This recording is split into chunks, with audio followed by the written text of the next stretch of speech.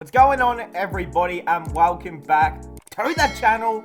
Now today we got the 57th IPL match to go through. We had the top of the table clash, the top team, the Lucknow Super Giants, versus second, the Gujarat Titans, and the Titans completely destroyed them in the end. I mean, they only set a target of 144.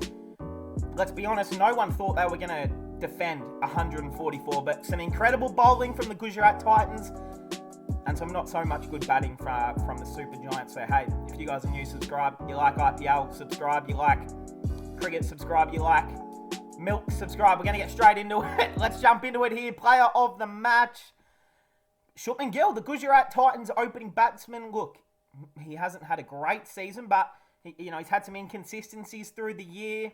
He looked at his very best here. I know that he's had a 90...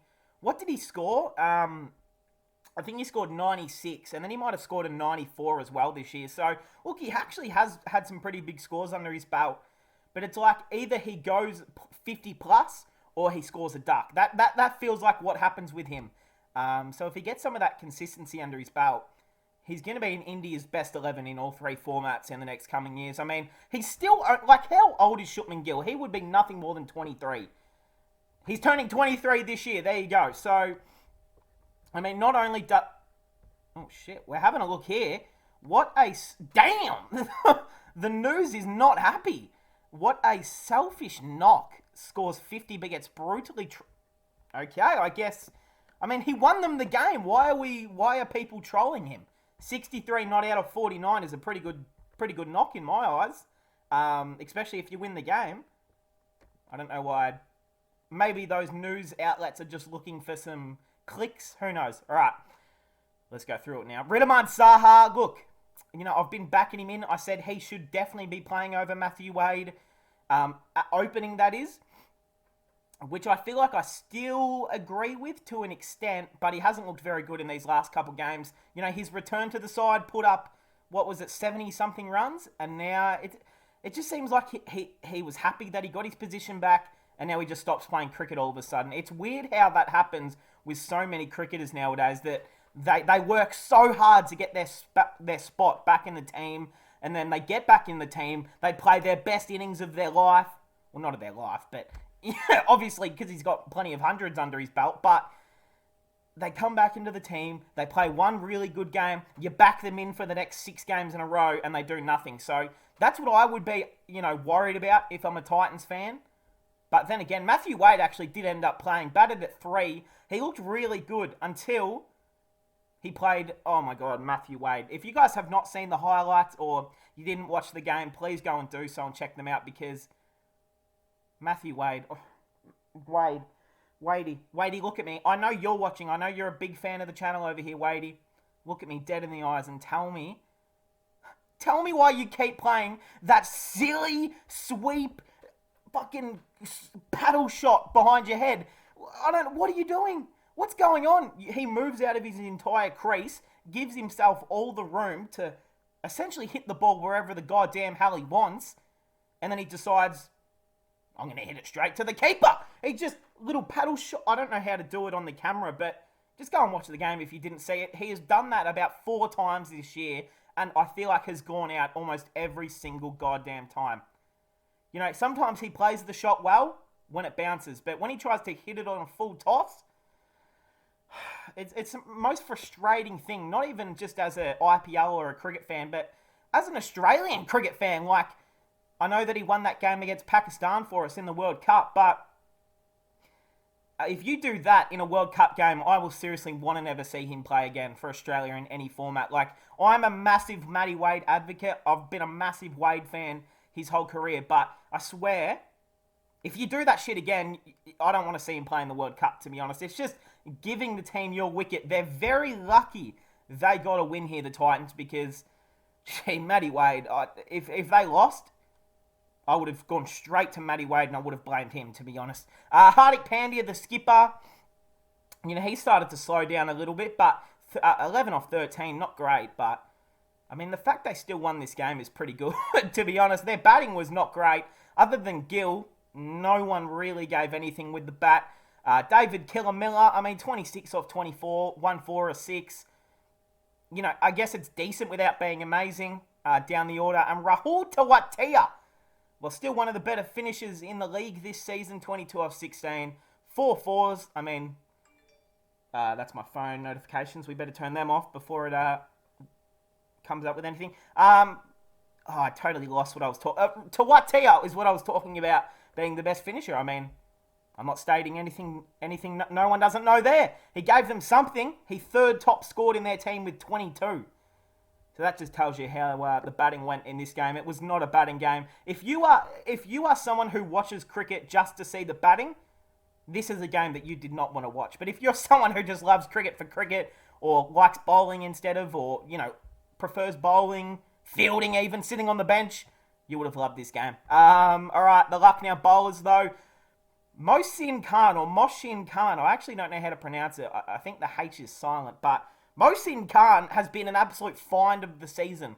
I don't know where this guy came from, but he's only played about the 5 to 6 IPL games now. We're going to check. We're just going to check. So he's only 23 still. He's played 5 games. I think last night he played his 6th game. He's a super economical bowler. Bowler has some variations. 1 for 18 off 4. Probably close to their best bowler on the day. Dasmantha Chamira, none for 34 off 4. Yeah, I don't know where he's at with the ball, but I guess they don't really have another bowling option. Marcus Stoinis didn't bowl 1 over. If Stoin isn't ready to bowl, then that's understandable. But if Stoinis is ready to bowl and he's good to go, I'd be bowling Stoinis at least 1 to 2 overs.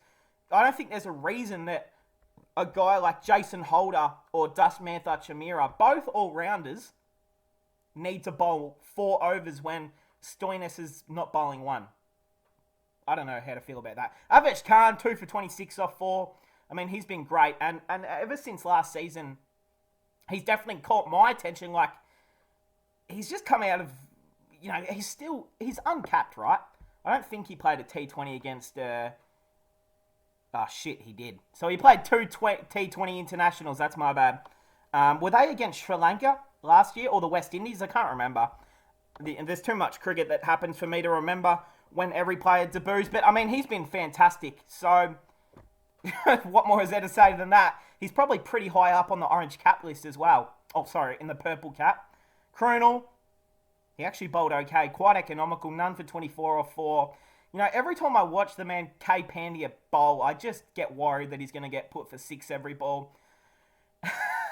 It's like everyone just internally respects Krunal and doesn't like to hit him for boundaries, because sometimes when I'm watching Pandya bowl, Krunal this is, I just wonder how the batsmen are not storming up the crease and wanting to send him for 6, because sometimes he bowls really like short length pies. And that is, with all due respect, he's actually a good bowler still, but some of the balls he bowls it's generally pie and crap. And some of the batsmen, they just skip up the crease and they'll just block it. I'm thinking, what are you doing? That was the worst ball I've ever seen in cricket history, and you blocked it? Or you ran for a single? No. Put the man over the rope sometimes. But, what can you do? Jason Holder, 1 for 41 off 4. Again, is he someone that has to bowl 4 overs every game? I'd much rather see Stoinis bowl 1, 2. Who are their other bowlers? Who else could have bowled? Let's have a look. Get to bat. No, that's not it. All right, let's jump over to the Super Giants while we're here then. Okay. Who else could have bowled? Deepak Huda. We've seen him bowl a little bit of off spin. Badoni can bowl as well. He didn't bowl. Again, Stoinis didn't bowl. So, they still have some other options in this team to bowl. I don't really know why they don't run with it there. All right. Quinton de Kock at the top of the order. Obviously. This is arguably the best opening pair in the league. Not tonight. 11 off 10 for Quinton. He didn't... just great bowling early. They set the tone very, very early with the ball. Didn't give any sort of loose deliveries early. And you set that intent early, normally you go on to win a game, especially when you take early wickets like they did. De Kock gone for 11. The man KL, the skipper, gone for 8 off 16. Pujara, Rahane, they're trying to make sure their positions are locked into the test team. Rahul's trying to do the same. 8 off 16. Inspirational test knock there. Deepak Huda at number 3. 27 off 26. 3 fours. I mean, you look at that and you think 27's okay, but off 26 deliveries, that's a runner ball. 3 of them were boundaries. I mean, no one got going, essentially. Like, you can't pin the loss on anyone in this batting team because it was an overall just shit performance from Lucknow. Karan Sharma, he came into the side 4 off 4. Pandya in at number 5. That's just not what you want, to be honest. If I'm trying to win a game, the last person I'm sending in at number 5 is Krunal Pandya, with all due respect. I would have rather sent in Badoni or Stoinis before him. But again, I'm not the captain. Speaking of that man, Badoni, 8 off 11. Again, no one could get going. Stoinis run out for 2. Holder, LBW for 1. Mohsin Khan out for 1. Chamira, woohoo! Inspirational stuff. The only one to finish not out. None off none. So, yeah, incredible. Avesh Khan at the end, 12 off 4. Hit 2 sixes, by the way.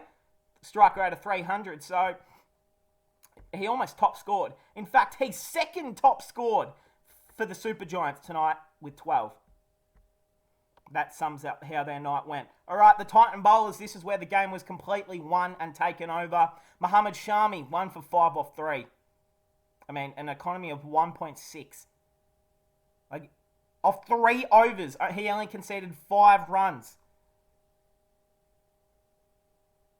It's ridiculous. I mean, what can you even say about that? Like, is that the greatest bowling figures in history? No, like, obviously we've seen people take 3 for 0 or 3 for 2 or 5 for 4 or something, but 1 for 5 off 3 overs is just the most outrageous shit I've ever seen. How do you only hit a bowler for 5 runs off 3 overs? That is incredible to me. Hardik Pandya, the skipper, rolled the arm over. Good to see that he can still bowl. None for 8 off 1. Yash Dayal, who has done nothing but impress me all year, all season, 2 for 24 off 2. Someone you can throw the ball to open up with. He's really good, to be honest. Him and Shami, opening up with that new ball, look pretty good with that white ball in hand. Rashid Khan, he's the best spinner in the world. 4 for 24 off 3.5. This is what he does. T20 player of the decade. People always love to doubt Rashid and over his potential to spin the ball in India and take wickets. And still, he's someone who relies on a lot of mystery deliveries, the googlies. Sometimes in Indian conditions, if the pitch is slow and it's not giving you a lot, they just turn into pies. But he bowled exceptionally well, and he seems like he's still progressing his game and with the ball. I think he's still only going to get better. So, he's incredible, isn't he? And this man right here, we're not going to say his first name for respect reasons, because if I even try, it's not going to come. Actually, let's try it. Ravi Srinivas. English here. All right. Ravi Srinivasan Sai Kishore. I don't know much about him, literally almost anything about him. I've seen his name a few times, like on the squad lists and, 12th man and stuff like that. He took 2 for 7 off 2 overs, by the way. Great bowling. He looked very good, but you guys know we always have to do our checks here. Okay, he plays for Tamil Nadu, I assume in the Vijay Hazare. He's 25, okay. Let's see the stats here. Okay, shit. So that was his IPL debut last night. Okay, good, well played. He's played a lot of domestic cricket here, so... Oh, no, that is not good. So he's more of a bowler, I would assume, but these are his batting stats here, so that's probably not what we want to be looking at when he's a bowler. Do I even want to have a look right now? Maybe not. I mean, it's probably not worth going through all of his domestic stats at the moment, but hey, he bowled incredibly well, and any sort of up-and-coming cricketer I'm always going to support and get behind, so I'm always down to learn about new cricketers and new players to the league. So, all right, let's go to the table. The Gujarat Titans have officially qualified for the playoffs. They are the first team to do so. They are the first new franchise to do so in the league. What a season it's been for Hardik Pandya and his men. great season. I mean, considering I had them finishing around 7th or 8th or 6th or something like that. Yeah, not bad. Lucknow, look, they're still going to qualify. It's okay. They're in 2nd. Rajasthan in 3rd. RCB in 4th. Now, this top 4 is finished, essentially. Like, let's not lie. It would take a miracle for any of these positions to change. Sunrisers are very close to this 5th with DC. Kolkata in 7th with 5 wins.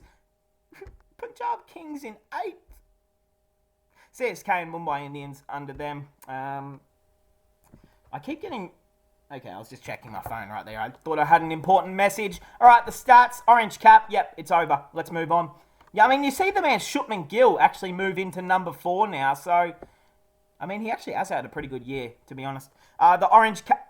The purple cap, my bad. The man Yuzi... I mean, nothing's changed here as well. Yuzi, Hasaranga, Rabada, Kuldeep and Natarajan still at the top here. Something we haven't checked in a little bit though.